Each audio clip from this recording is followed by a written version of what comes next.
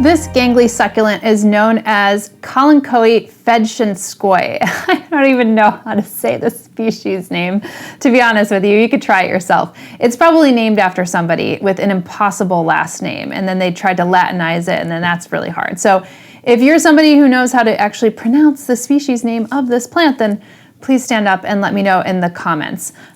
You could do a little bit more of the phonetic, here's how to say it. But this one is a fun plant. You actually could get this variegated. You could get it in kind of a little bit more of a lavender color, and you'll see that it has these really nice scalloped leaves, and so that's why they're often called like scalloped kalanchoe, or if variegated scallops or lavender scallops or anything along those lines. But you can see that it gets quite leggy. So there's a lot of kalanchoe out there that get a little bit more of this kind of woody-like stem, and then they have all these little offsets kind of growing off of it. And these are ones that you could actually cut and then replant back. So if you like a plant that's a little bit more, you know, close to your planter and not necessarily this like gangly kind of looking plant, then you could actually just do cuttings, and that's totally fine.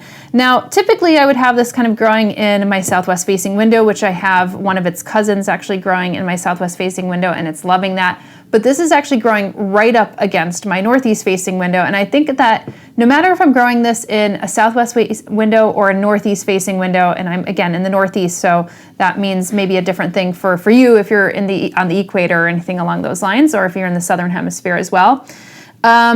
And it just seems to get the same kind of growth structure. So it gets like these little, you know, woody stems and starts to grow all these little offsets. So I think that it's totally amenable to a little bit more of a range of light, even though I would say probably give this a little bit more light. It seems to be just fine.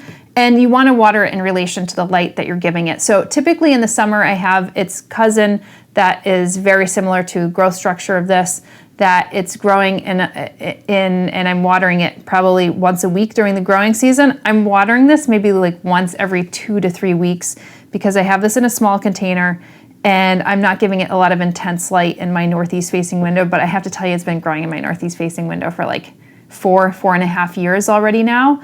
And this is kind of the growth and what it looks like. And perhaps if I have been growing it in my southwest facing window, it'd maybe be growing like even more crazy, but this is the growth that I've gotten, and I quite like it. I mean, it has like little, the red edgings of the scallops. I don't know if you could see that actually close from up here, but it does have that.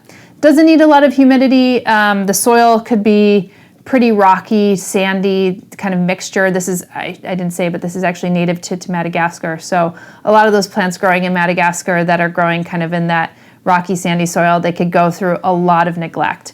And as far as fertilizer goes, you could be very conservative with this. I mean, on a quarterly, even an annual basis, even a monthly, you could get away with, and just doing a regular succulent fertilizer like a 247 or a 347 is going to be great.